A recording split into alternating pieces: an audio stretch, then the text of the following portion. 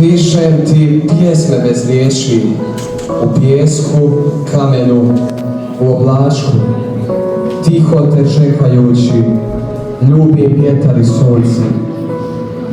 Ne zna šta je ljubav, taj jadni plaši se prepustiti nečemu, pred čime je tako bespomoćan i sitan. Tiha sam pred spoznajom da postojiš, jer riječi ne znaju o čemu govore.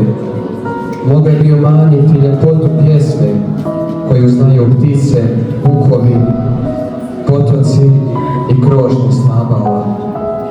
I pitaš se o kome govori, o meni, o tebi, o Bogu. O kome moja šutnja pjeva. A kad pogledaš plamičak i vidiš u njemu oganj, i kad pogledaš kap i vidiš u njoj more, znaš da razlike i nema.